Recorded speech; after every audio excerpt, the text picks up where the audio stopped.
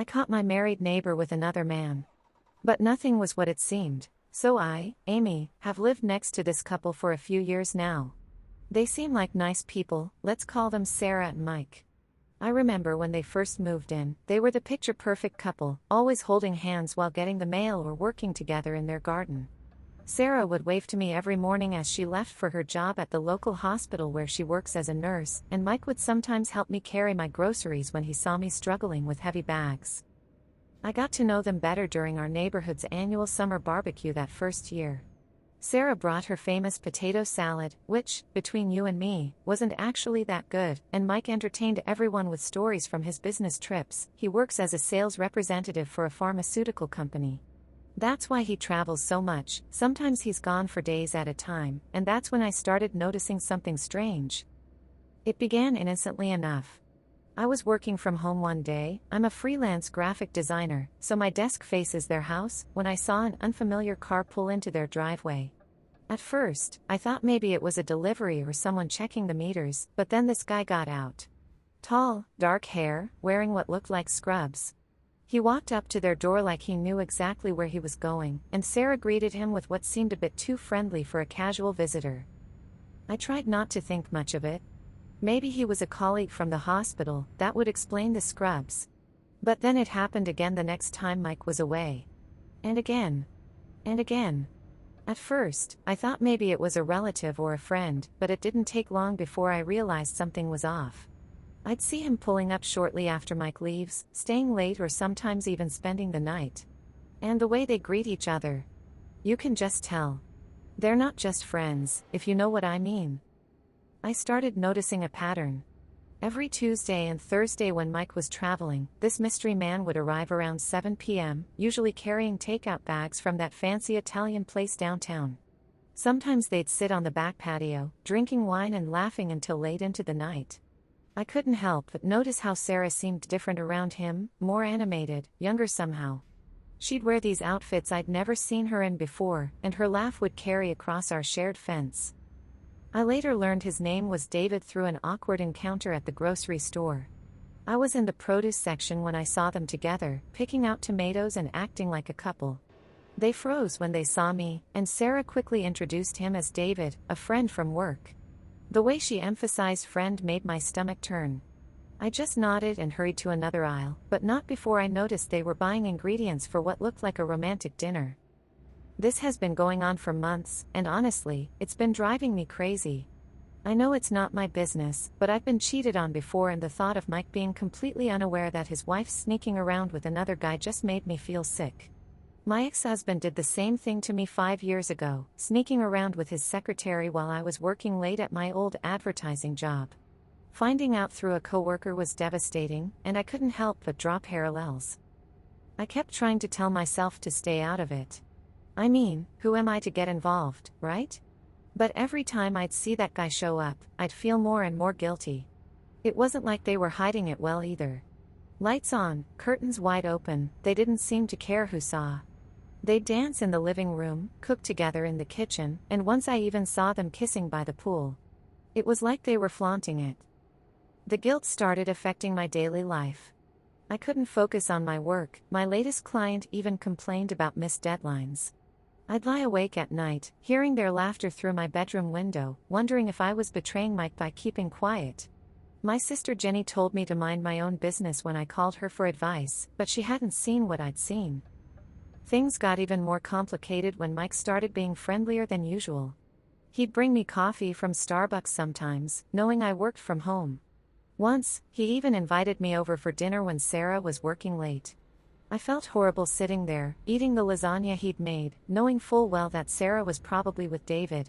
Mike talked about their upcoming anniversary plans. He was thinking of surprising her with a trip to Hawaii. My heart broke for him. Finally, a couple of weeks ago, I couldn't take it anymore. Mike was out of town again and, sure enough, the other guy came by. This time, they were being particularly bold, slow dancing in the living room with all the lights on, Sarah in this red dress I'd never seen before. I grabbed my phone and snapped a couple of pictures of him walking into the house, and a few more of them through the window. I felt gross doing it, but I figured if I was going to say something, I needed proof. The opportunity to show Mike came sooner than I expected. The next morning, I was watering my flowers when I noticed water leaking from under my garage door. Turned out my water heater had burst, and guess who offered to help? Mike had just gotten back from his trip and came over with his toolbox. As he was checking the damage, I knew this was my chance. When Mike got back from his trip, I caught him outside one day and told him I needed to talk. My hands were shaking as I pulled out my phone. I told him what I'd been seeing and showed him the pictures. I didn't go into too much detail, just enough so he knew what was going on. He didn't say much, but I could tell he was in shock. He just thanked me and walked away. His face had gone completely pale, and he dropped his wrench on my garage floor. The sound of it hitting the concrete still haunts me. A few moments later, I saw them having a huge fight in the driveway. Sarah had just gotten home from her shift, still in her scrubs, when Mike confronted her.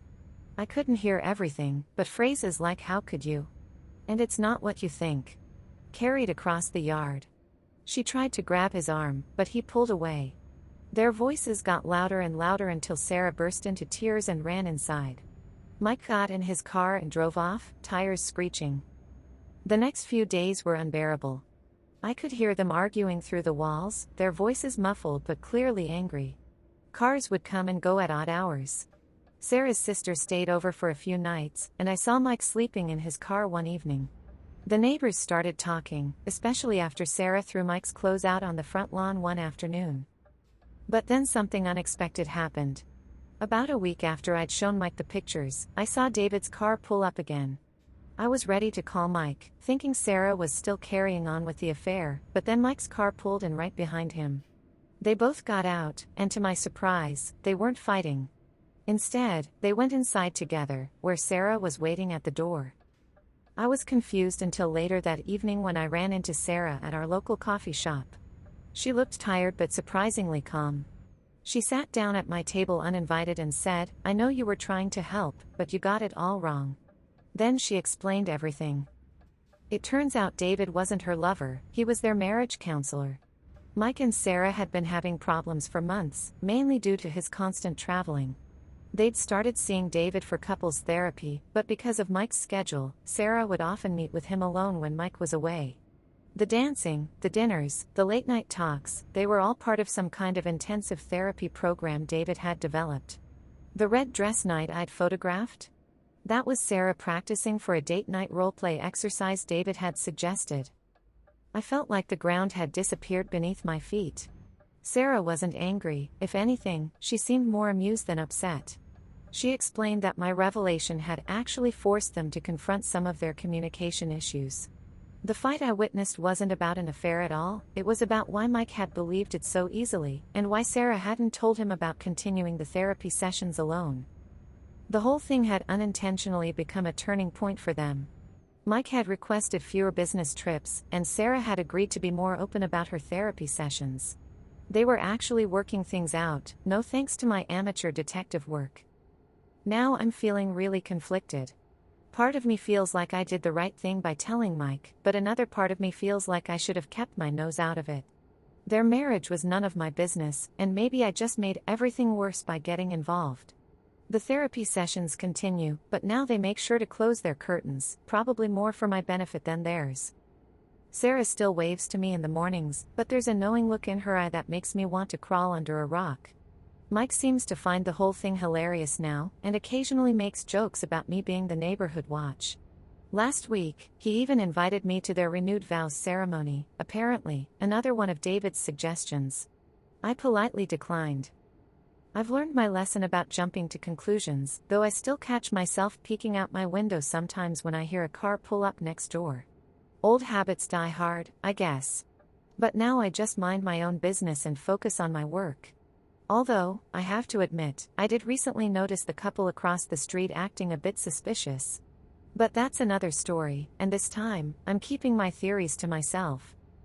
Looking back, I realize how easy it is to create an entire narrative based on assumptions.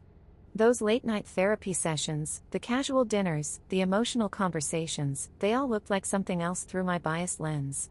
I projected my own past experiences onto their situation, seeing infidelity where there was actually an attempt to save a marriage. Sarah and Mike are doing better now. Their garden is thriving again, they spend weekends working on it together, just like when they first moved in. I sometimes hear them laughing through the walls, but now it makes me smile instead of suspicious. David still comes by, but only when they're both home, and they always make sure to wave at me if they see me at my window. As for me, I've thrown myself into my work, taking on more graphic design projects to keep my mind occupied. I've even started dating again, though I'm trying hard not to bring my trust issues into my new relationship. Sometimes the best thing we can do is focus on our own growth rather than other people's lives. The neighborhood has mostly forgotten about the whole incident, though it occasionally comes up at block parties, usually after a few glasses of wine. Sarah always changes the subject gracefully, but Mike can't resist teasing me a little. He recently gave me a pair of toy binoculars as a birthday gift, his idea of a joke. I suppose if there's a lesson in all of this, it's that things aren't always what they seem, and sometimes the stories we tell ourselves say more about us than the people we're watching. But I still can't help wondering about that couple across the street. No, I'm kidding. Really, I am. Mostly,